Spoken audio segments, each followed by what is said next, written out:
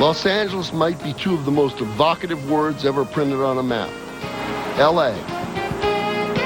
Those two letters can conjure up Orange Grove, or Earthquake, or Baywatch, faster than a 65 Chevy chugs a tank full of gas. For millions of people who come here from someplace else, California means opportunity, a fresh start, the possibility that anything might happen. And in Los Angeles, one street, more than any other, symbolizes the mythology of this California dream and the journey of the dreamers. I don't know. My name is Randy Newman, and I was born here on the great street, Sunset Boulevard.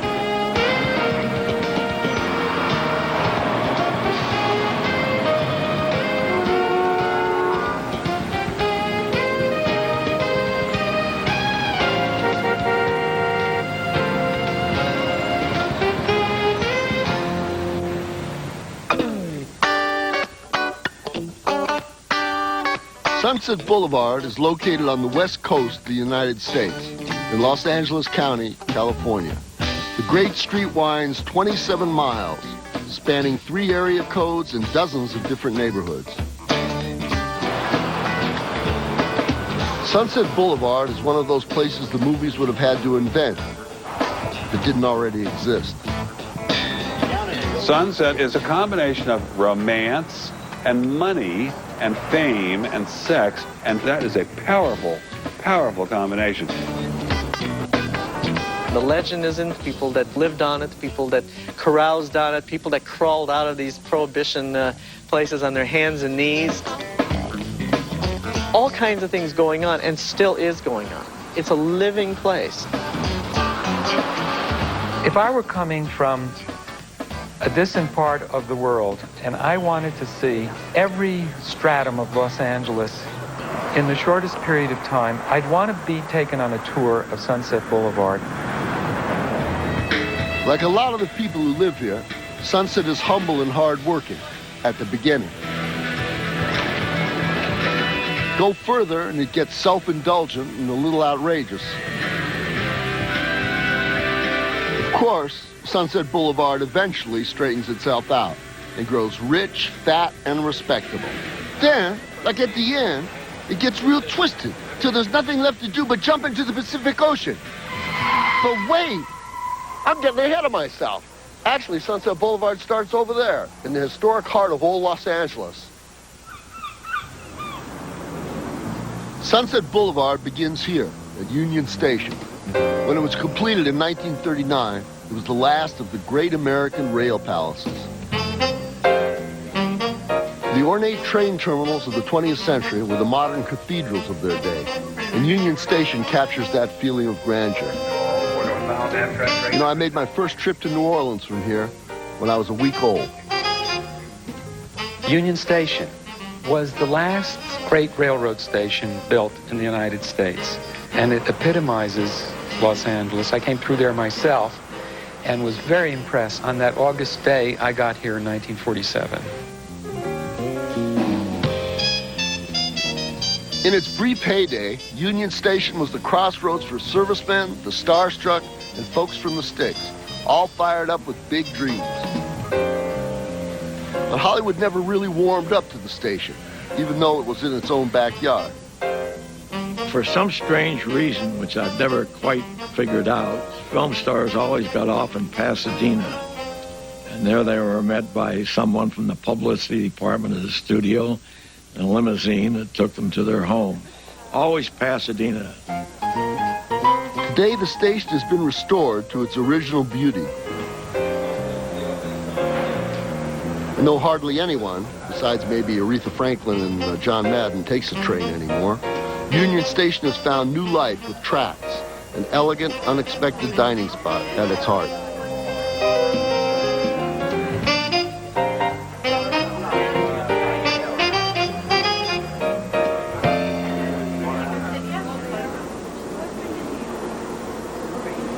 This part of Union Station, the East Portal, is home to LA's long anticipated subway system. They've been talking about building it for 50 years. Riders come up from the ground to see really spectacular architecture and art that celebrates Los Angeles' past and present. So, Richard, how did this come to be?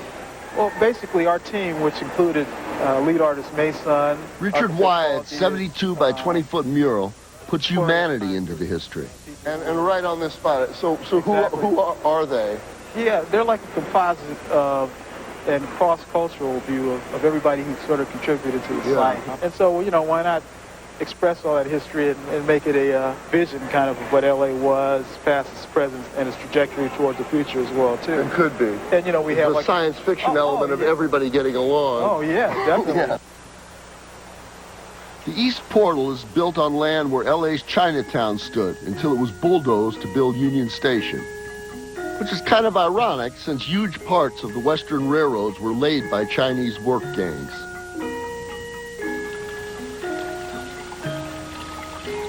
While digging the foundation for this atrium, workers unearthed artifacts belonging to the Chinese chased out by the Wreckers Ball in the 1930s.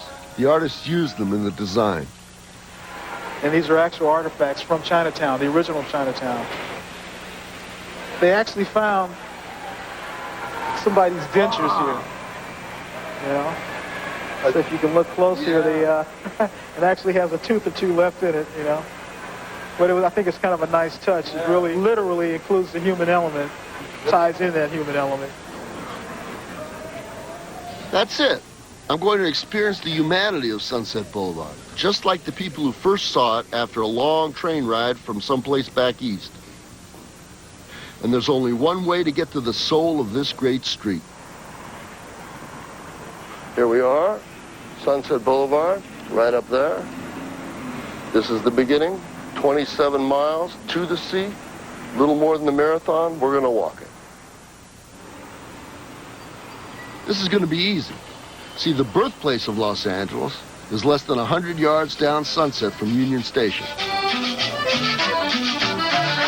Here at Alvera Street, a new city began pushing up from the desert 150 years ago.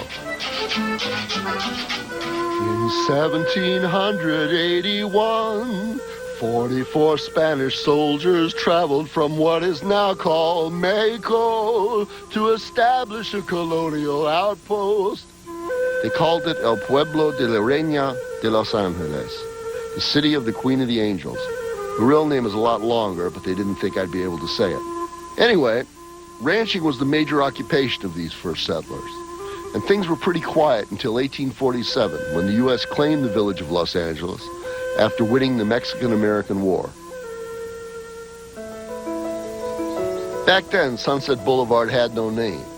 For more than a century, this great street was just a cow path poking along the base of the Santa Monica Mountains.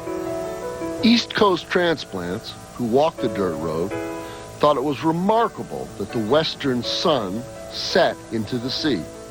Maybe that inspired some bureaucrat to officially christen the boulevard Sunset. By 1888, the great street finally had a name, and a legend was born.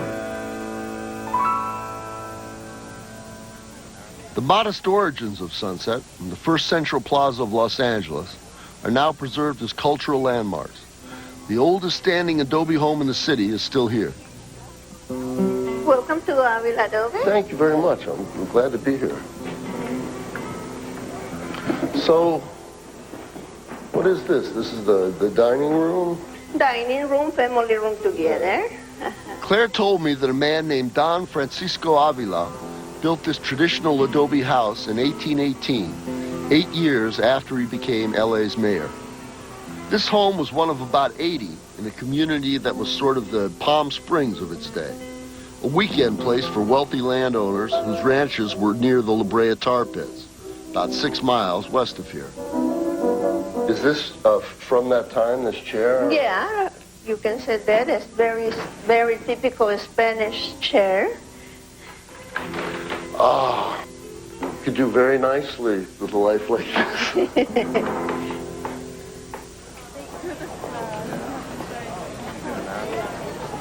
Of course, nobody lives on Alvera Street anymore. Today it's a tourist area crammed with stalls selling authentic Mexican souvenirs. So I think a lot of them are probably made in Taiwan. But it's also ground zero for big Latino celebrations like Cinco de Mayo. Looking at the plaza, you can tell the people who founded this city had an urban plan, modeled on the idea of a central square. But it only took a few decades for that concept to be steamrollered by real estate developers who invented urban sprawl. As Joan Didion once said, Los Angeles is 60 suburbs in search of a city. To orient you, we are here. It's downtown LA. It's the sunset here, and it comes out here. 27 miles. No one walks. I'm not going to walk there. Not for what they're paying me. So we'll get a car, okay?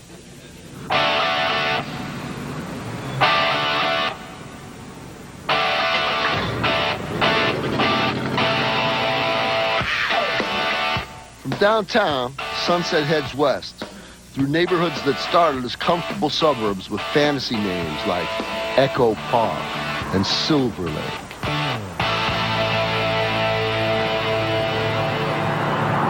Right here, there's these are all vacant lots now. There's originally like a bunch of mansions here, and they've tried a bunch of different things. They keep trying to reinvent it and seeing what'll work. You can always put a freeway through like this, that always works. Today, it's hard to find remnants of Echo Park's elegant past, but it's worth looking for.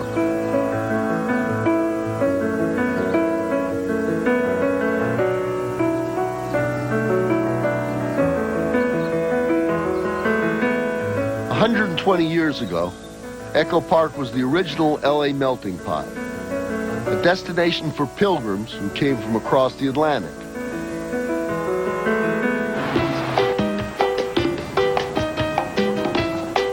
Today, they come from other places, but the Echo Park neighborhood still has that energy of new arrivals reaching for their slice of the American pie.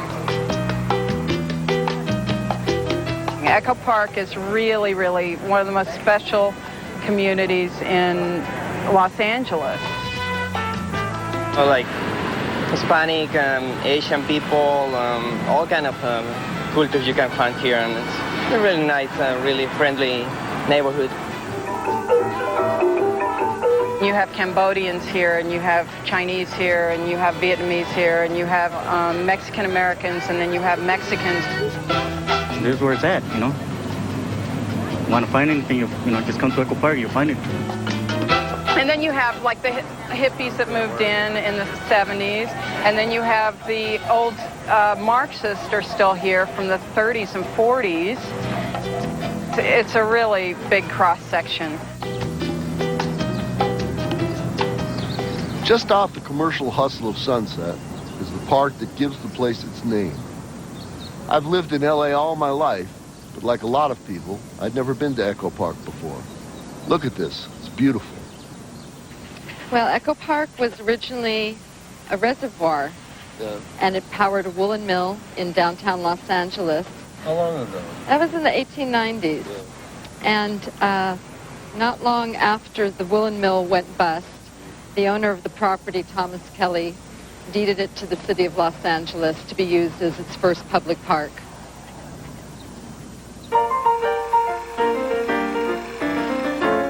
The infant movie industry, which loved nothing better than a location without a fee, quickly figured out a way to make a buck off the place.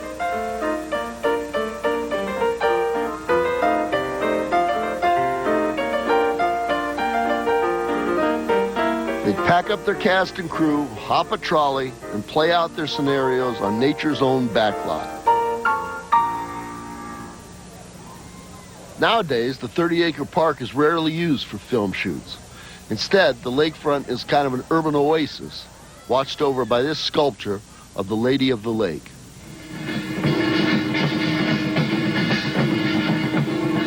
On weekends, Echo Park hosts events as diverse as the people who live here. This celebration, for example, is an annual event called the Lotus Festival. It's a 2-day salute to Asian and Pacific Island heritage and history. It's named for the lotus blossoms that were brought here in the 1920s by Chinese Buddhists on a missionary tour.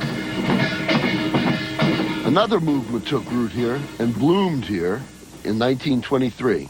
I'm very, very happy indeed to have the privilege of speaking to the radio audience. Amy Semple McPherson opened the Angelus Temple on the shore of Echo Park Lake in 1923. The radio was her pulpit, and her Sunday morning faith-healing broadcast made Sister Amy as celebrated as any Hollywood star. She probably was the first of all these evangelists you see on television nowadays, because she did the same thing, you know, preached and collected the money. But a scandalous love affair toppled Sister Amy's career as a spiritual superstar. She had a nervous breakdown and in 1944 died of an overdose. It was rather sad, but she had been at the very top, gone to the very bottom. Nearly 60 years after her death, Amy Semple McPherson's monument, to herself as much as to anything else, still serves as world headquarters of the International Foursquare Gospel Church and still broadcasts every Sunday morning.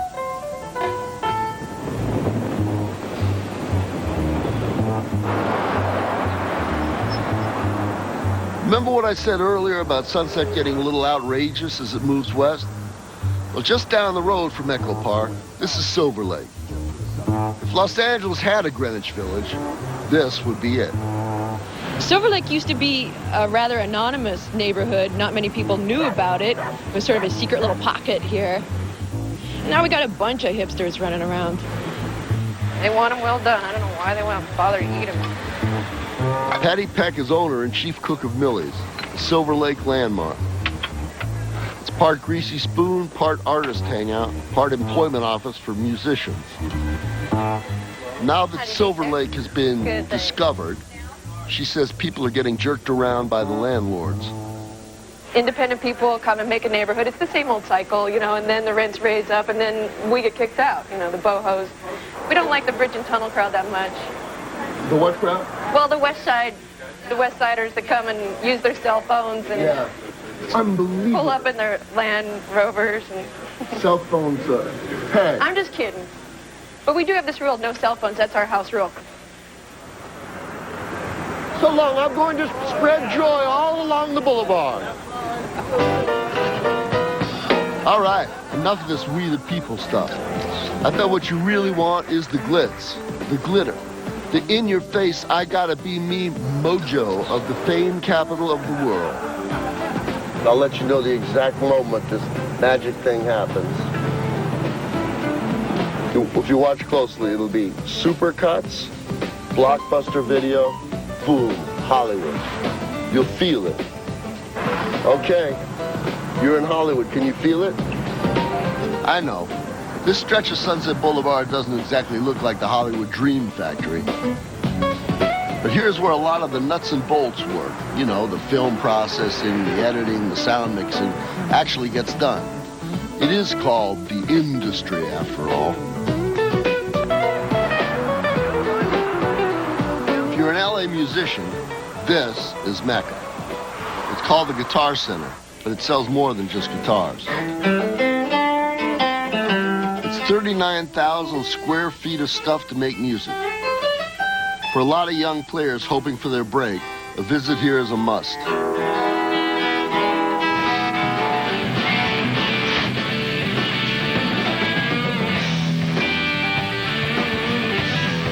If you're not an LA musician, just want to look like one, Sunset Strip Tattoo can do the job for you in Technicolor.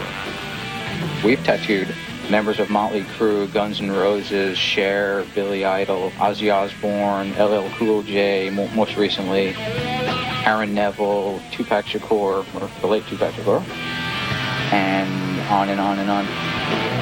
But yeah, we've had people, they want to come in and find out where their famous actress got tattooed and their favorite musician got tattooed, and to get a tattoo from us and stuff like that. This is one Sunset Boulevard musician thing I never had the guts to do.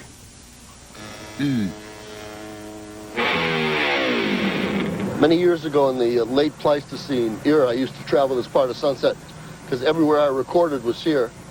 And the first recording I ever did, I was like 22. and my Uncle Alfred was conducting for me.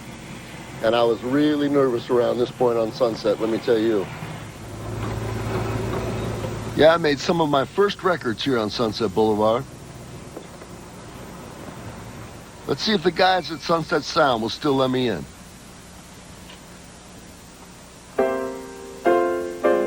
Thank you. This is Sunset Sound, where I recorded many of my biggest records. I tell you what else I did here that I remember now. I did a Fats Domino record. I met Fats Domino once at the amphitheater, and I was a thrill. I was thrilled to meet him. There's a lot of gold records on the walls here, from Elton John, from Led Zeppelin, from The Doors. I haven't mentioned myself yet. So it's a pretty historic place in a way, you know, if take rock and roll seriously, and I did.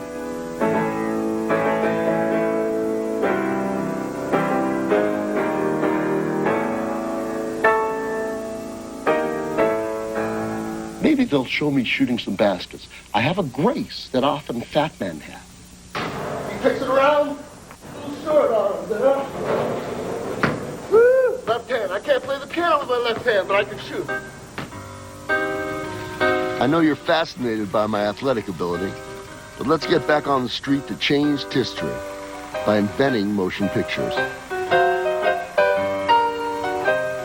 It is a street filled with mythic significance because the mass culture, which has shaped the way the entire world dresses, walks, talks, sings, makes love, relates to their parents, relates to their children, has been made along this street. This street is as important in that way as the Appian Way was to Rome. Here at the corner of Sunset and Gower, Hollywood's very first movie studio, the Christie Film Company, was built in 1911.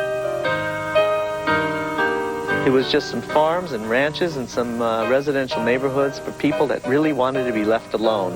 And all of a sudden, we have all these cowboys running around, shooting their guns off.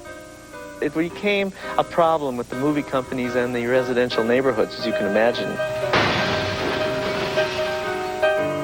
In 1916, visionary film director D.W. Griffith used this corner as the location for his epic and epically offensive film, Intolerance. He built giant Babylonian sets almost 250 feet high, right on this site. They rose up so high that you could see them from miles and miles away, and they became Hollywood landmarks. D.W. Griffith made all his sets out in the open where people could see them, so it was actually the beginning of the tours like you have at Universal Studios nowadays. If someone from the Midwest come in and see a huge set like that, you know, they died and gone to heaven. Wonderful. After the sets came down, the Vista Theater went up on the same corner in 1923. Senior? Hi.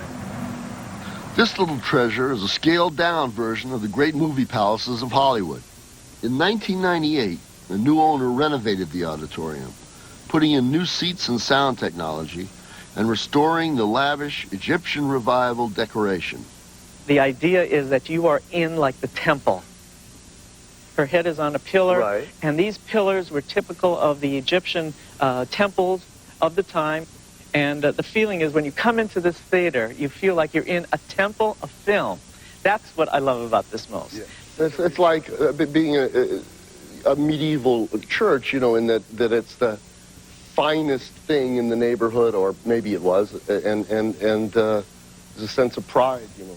Absolutely, sense of pride. You just said it. And it's great to see some passion for keeping a part of Sunset Boulevard's history intact. See, unlike the other great streets of the world, Sunset hasn't got much patience with the past.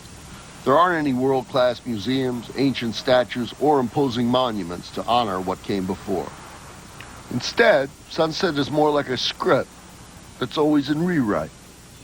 It's a place that you seem to have permanence, but there is no permanence. We see the buildings that we thought were permanent being demolished and are long gone, that people would never think in a million years would ever be gone. but they did go. 60 years ago, the corner of Sunset and Vine was the epicenter of West Coast network radio broadcasting. Gone. The intersection of Sunset and La Brea had a futuristic drive-in shaped like the hood of a giant car. I used to go there when I was a kid. Adios. In the 30s and 40s, the Garden of Allah was a notorious crash pad for famously hard-partying writers like Hemingway, Fitzgerald, and Dorothy Parker. The Garden of Allah apartments used to be here at the corner of Sunset and Crescent Heights, but no more. Joni Mitchell even sang about it. They paved paradise and put up a parking lot. This love affair with the bulldozer might scare the preservationists, but the truth is, the constant urge to rip down and start over, to reinvent and reinvigorate, is part of Sunset Boulevard's allure. And it's not just the buildings. The point, I think, of Sunset is it's a place where this transformation of people happens, and I don't know anywhere else in America where it happens. Here, just an ordinary person with no particular education, just by being aggressive, focused, and really wanting it, can transform himself into anything. The main thing about people who make it here is they don't have to have any special skill. Sunset is where Julia Roberts went from streetwalker to socialite in Pretty Woman. Where a chef named Wolfgang Puck dreamed up the $30 pizza. And where David Bowie was reborn as Ziggy Stardust. And one section of this great street symbolizes the essence of aspiration better than any other. The Sunset Strip.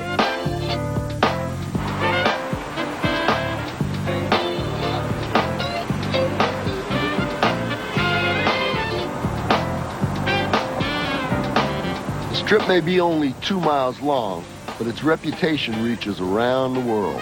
It's a little like the Devil's Embassy in Los Angeles, an obstacle course that you have to run before you land safely in Beverly Hills. And it's been that way for 70 years.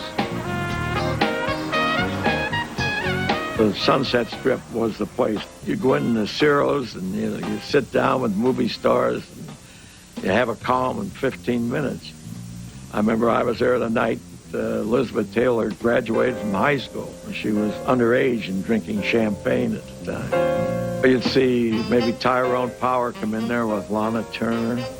You see Gable in there. And of course, the most famous night there was Academy Award night, and every star in town was there. And Sammy Davis was imitating every star in the room.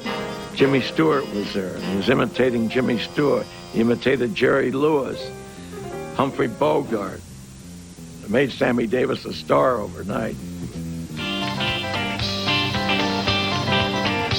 But by the 60s, the old Hollywood in crowd was elbowed off the strip by a new generation.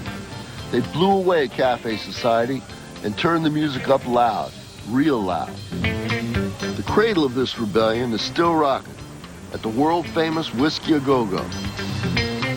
In 1966, this guy, Ray, and a few of his pals played here. Music together. We were going to be like beatniks, except we were not going to do poetry and jazz. Yeah. We're going to do poetry and rock and roll. I said, this is all great, man. What do we call the band? I said, we can't call it Jim and Ray, two guys from Venice, like two guys from Italy Pizza or something. He said, I got the name, man, The Doors. And what happens? We get into the Whiskey A Go-Go in the East Sunset Strip place. We became the house band here. What kind of effect did it have on y'all? I mean, fairly licentiousness. Totally. We went crazy, man. Everybody goes crazy. You get in a rock and roll band and you go crazy. You know, they expect young people who have that happen. Jesus. One night in 1966, Jim Morrison took the whole outlaw poet thing a little too far on this stage. He ad-libbed a new line for the Doors song, The End. As soon as he said Mother, I knew where he was going. I said, no, he's going to do Oedipus Rex. He's going to say, Mother, I want to F-word you right on stage. And he did, and the place just went into pandemonium. It went totally insane. And we got fired that night. Jim Morrison, Ray Manzarek, and the rest of the Doors were only a part of Sunset's psychedelic carnival. The strip was packed with people hippies everywhere. Yeah. And it wasn't a violent revolution. It was a revolution of the heart. Of course. And we thought, we're going to change the world. A lot of those dreams died with the dreamers. But almost 40 years later, the great street still has the surreal feel of an over-the-top emerald city. On weekend nights, it is a crush of rockers, freaks, runaways, and wannabes. There's no place like Hollywood. No place like Hollywood.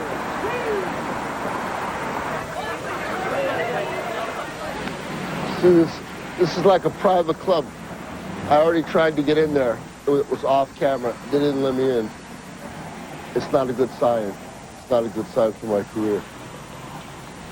There's so many people coming in at one time to go to the nightclubs that a lot of times it's just gridlock.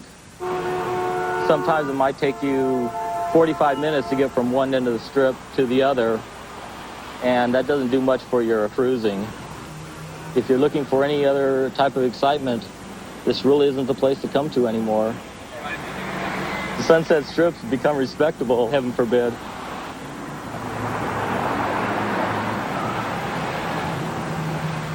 The strip may be more seductive in the dark. Hey, who isn't? But some of the most famous landmarks still look best stretched out in the sun.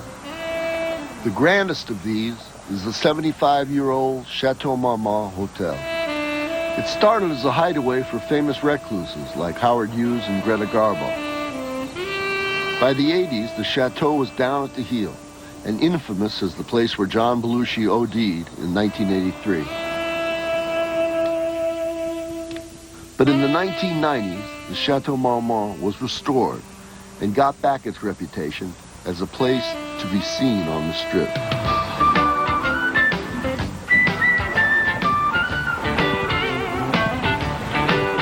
Now here's something you don't see every day in LA. These people are actually walking. The part of the Strip known as Sunset Plaza is just about the only place any reasonable person would be caught dead going from place to place on foot. A lot of restaurants and shops here. Actually, I'm not much for shopping. You probably guessed that since I've been wearing the same crappy shirt for the entire show. The only stores I truly love are bookstores, and the Strip has two really good ones. Book Soup has become famous as an antidote to the .com book buying experience. If you want to take a closer look at the great street's architectural past, there's a book that will amaze you. Ed Ruscha is a world-famous artist and a documentary photographer who has captured Sunset's relentlessly changing urban landscape with his camera. His book, Every Building on Sunset Boulevard, has an entire section devoted solely to the Strip. And this book covers the 2.5 miles of the Sunset Strip. Man, look at how much space there was that's gone, you know? Oh, yeah. But a lot of this, it's amazing how much of this still does exist. Zero. Yeah. See, it's still there. The logo is still there right here. Fantastic.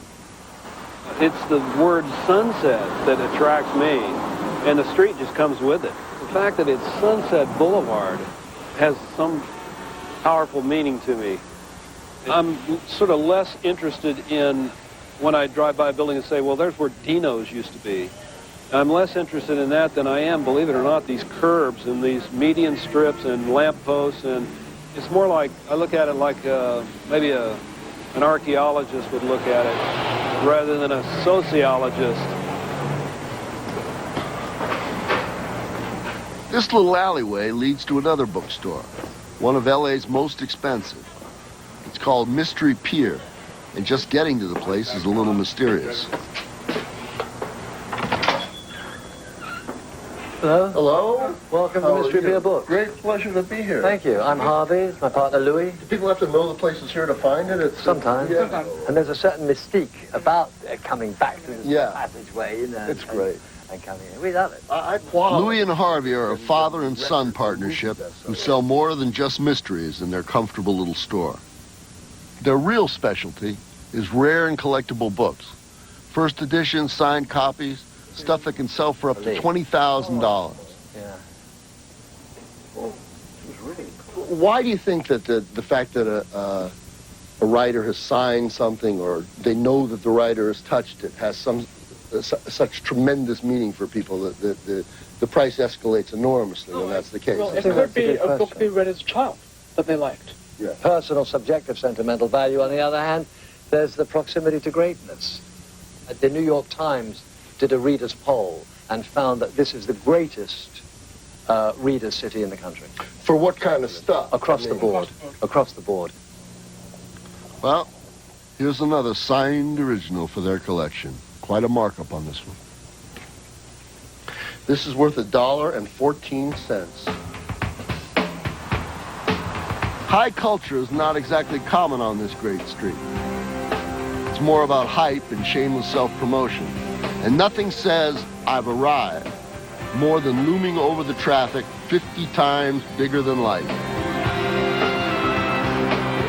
The billboards are popular on Sunset Boulevard for the simple reason that lots of the stars move around here. And when they drive their cars, as they're driving by, they like to see their faces plastered everywhere. For musicians, nothing beats seeing yourself on the Strip's most famous record store, Tower Records. Mainly established artists, but I'm looking down there, I see Cher, I've heard of her.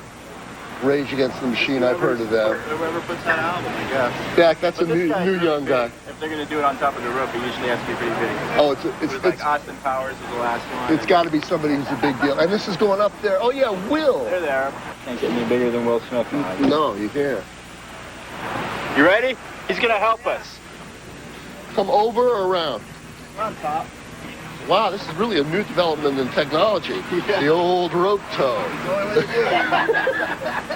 Oh, Will, I wish I had as much money as you. Yeah. Go ahead. Do it, Randy. Okay, let's put this Will Smith sign up higher. Have any of the artists ever come and looked at their sign? I'm sure that they do, yeah.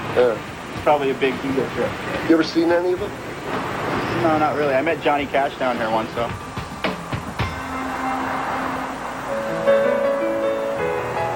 It's only a little ride past the billboards at Tower Records before sunset changes again.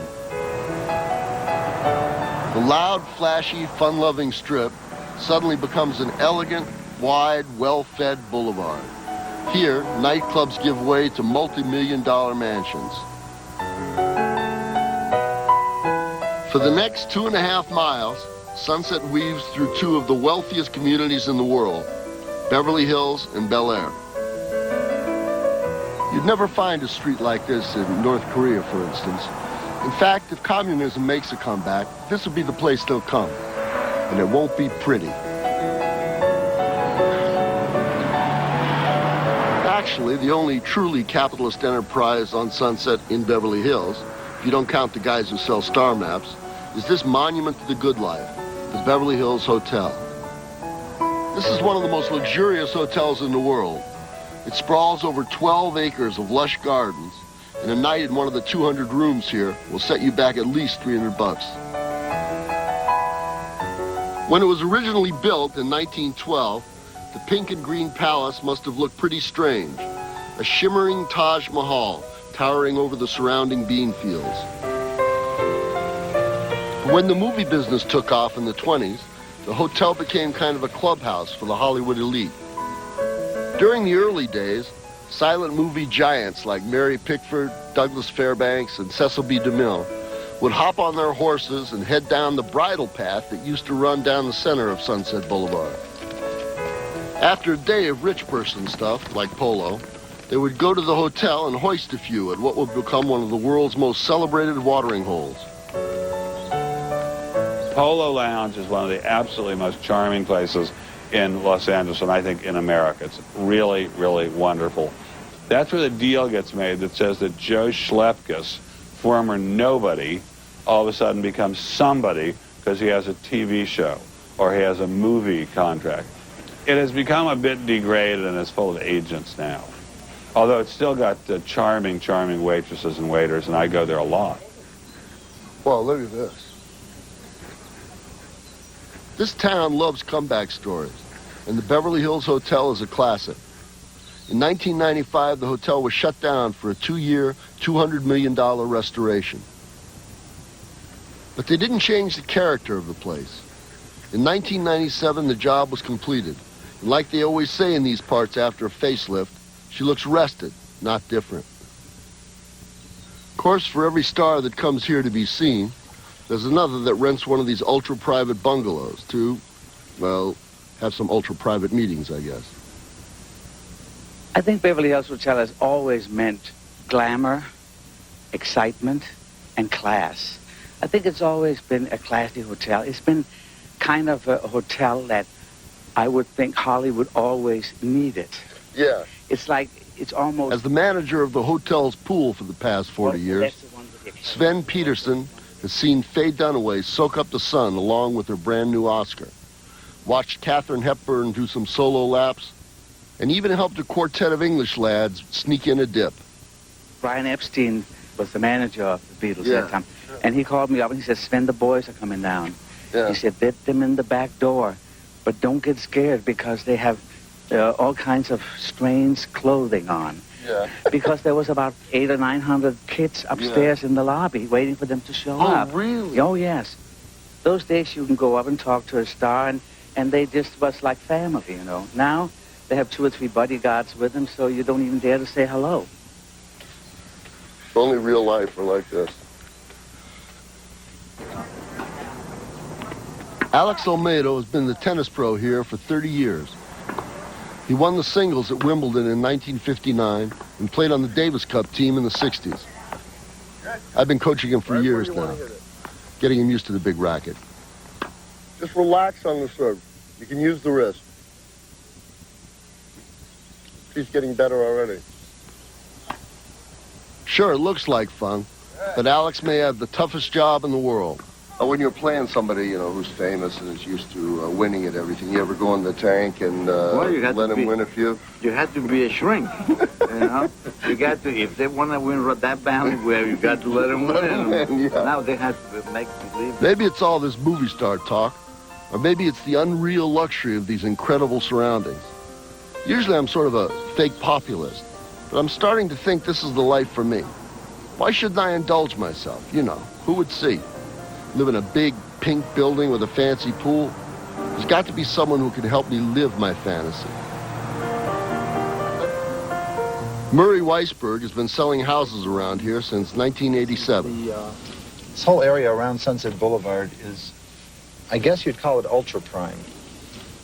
On both sides of the street, you'll find they're lined with enormous estates. These are your estates that are running millions of dollars, $6, $7, $8 million more, and then the prices get even higher when you go north of Sunset.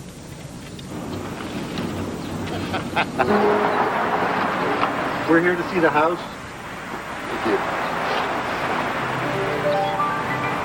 Murray thinks real estate agent to the stars, Drew Van Deel, has a listing right on the boulevard that might be perfect for me. Drew Van Deel. I'm Randy Newman. Nice to meet you. You too. Pleasure. I'm looking forward to seeing this. I love LA. Yeah. For sale. I was sort of hoping for something modern, but this does have an interesting provenance. So when Mickey Hargitay and Jane Mansfield lived here, they put glitter in the paint. So people would know they were there? So people would recognize their house.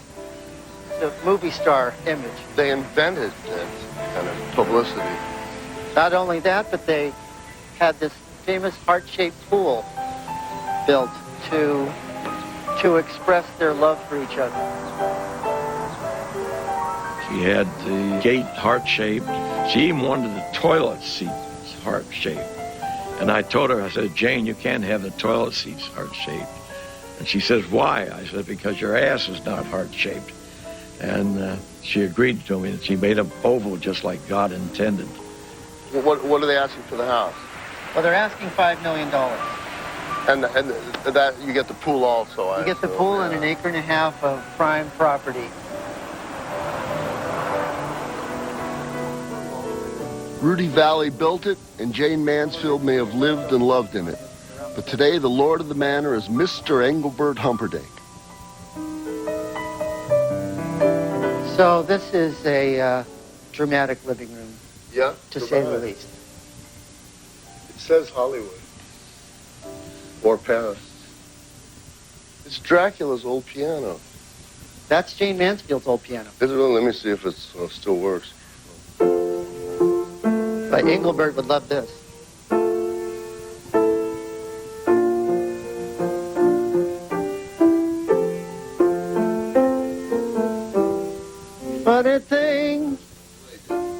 Funny things they say and do. I guess I don't love you, 'cause you goofed up again. The way I said. You're right. Goofed up again is good. Goofed up again. You have to be a composer. A moment like this helps you rethink your priorities and regain your senses. I guess I'm just not the Beverly Hills type, but I am. Now here's a section of Sunset where I spent a lot of time. Not really. Across the Great Street from Bel Air is all 419 acres of UCLA, which is almost my alma mater. UCLA has a world-famous film school and is also an internationally recognized research center that has produced 5 Nobel Prize winners.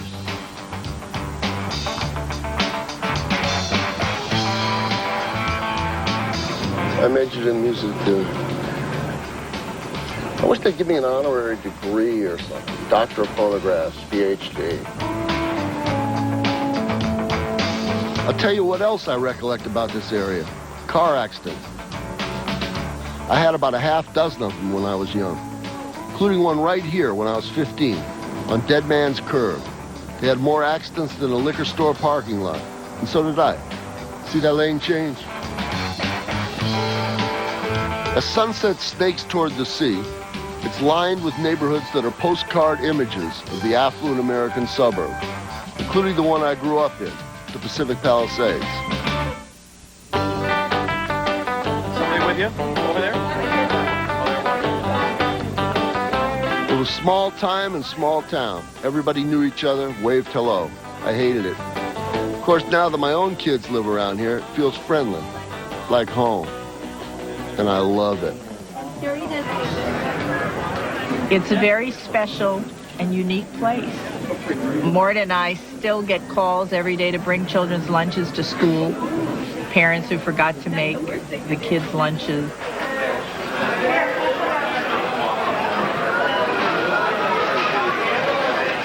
Bobby and Mort have run Mort's Deli for 27 years. It's an institution around here, almost an unofficial town hall. If you ask 3 people for an opinion, you're going to get 5 different opinions. Nobody agrees on anything, but they're wonderful people.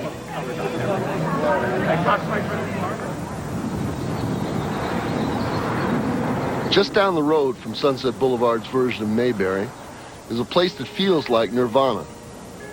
It's the Peace Garden and Lake Shrine of the Self-Realization Fellowship, an Eastern religion imported to Los Angeles in 1920 by Paramahansa Yogananda.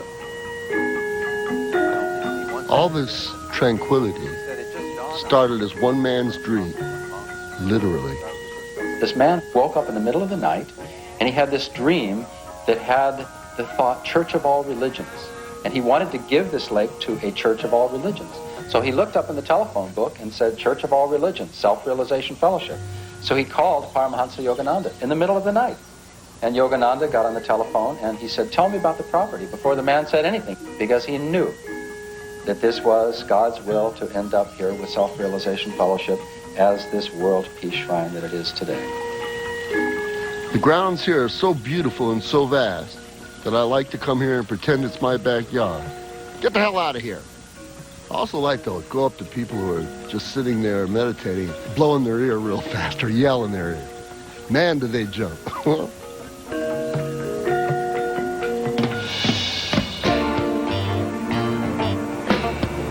For its final mile, this great street follows the sun as it slips toward the horizon. I gotta admit that I can't see the line in the road. There it is. And in this place, at this time of day, somewhere else. There's one more amazing transformation on a route that's defined by change. First, the air itself feels different. It just got about 7 degrees colder. The distant rumble slowly gets louder. And finally, it's upon you. For those of you who've never seen an ocean before, this is one of the biggest, the Pacific. Your Atlantic is big. This is bigger. This is why they call it sunset. Just like in the movies, sunset saves the best for last. And it doesn't matter how many times I've seen it, this spectacular climax always takes my breath away.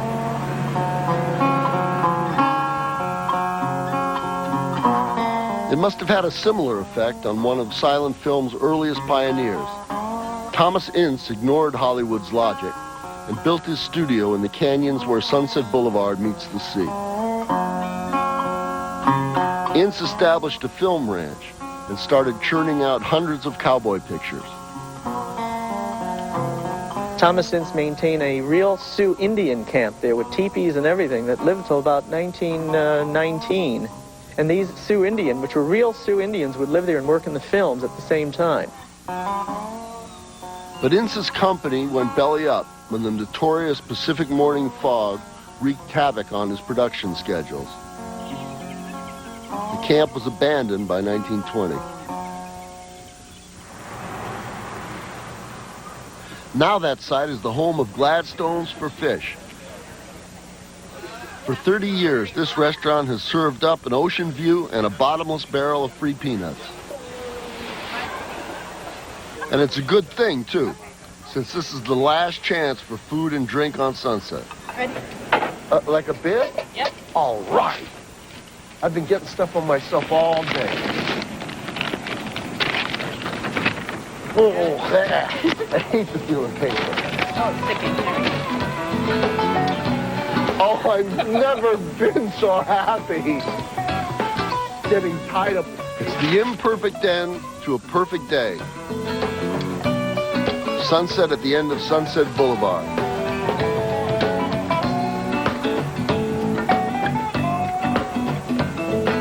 Sunset Boulevard is an asphalt ribbon that ties together the fantasy and the reality of a city like no other. People from all over the world are constantly drawn to this stretch of blacktop, searching for a new beginning or a happy ending.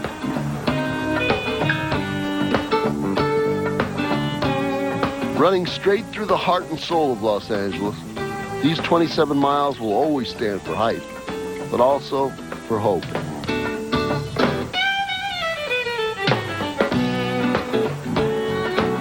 Sunset Boulevard is known as a great street for many, many reasons. It's important because it's in the literature and in culture and in folklore of this city. If you're a con man and a hustler, it doesn't matter where in the world you come from, this is where you should wind up. Because this is the real center where con men can make things happen. I think Billy Wilder chose the title Sunset Boulevard for his movie because it symbolizes Hollywood. And it was a little cynical title, really was, but it really told the story. I think it's still a place of hope. I think in the areas where the new immigrants have come and lived, it's still a street of dreams. There's really nothing else like it. When you find a place in LA that can't be corrupted from its history, I think that Sunset is one of those places. I think it's really kind of an amazing street that way.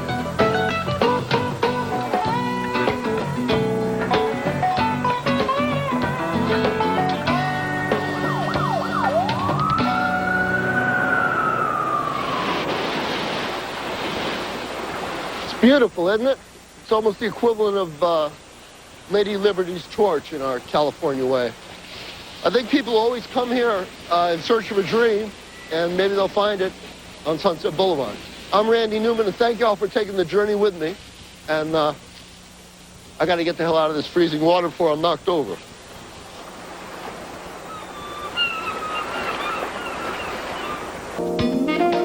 Hey, where are you going? Hey, where are you going? Show's not over yet. Are you a prostitute? I'm a tourist. Yeah, as a matter of fact. But, you know, you're a little too obvious about it. Oh, sorry. Hope none of my fans overtake me and try to rip my clothes off or anything. A serial killer is on the loose, and history's real Sherlock Holmes is hot on his trail. Find out if he catches the murderer on Mystery, Murder Rooms, The Dark Origins of Sherlock Holmes, tomorrow at 9 on Channel 8. Now, stay tuned for Jazz, Our Language.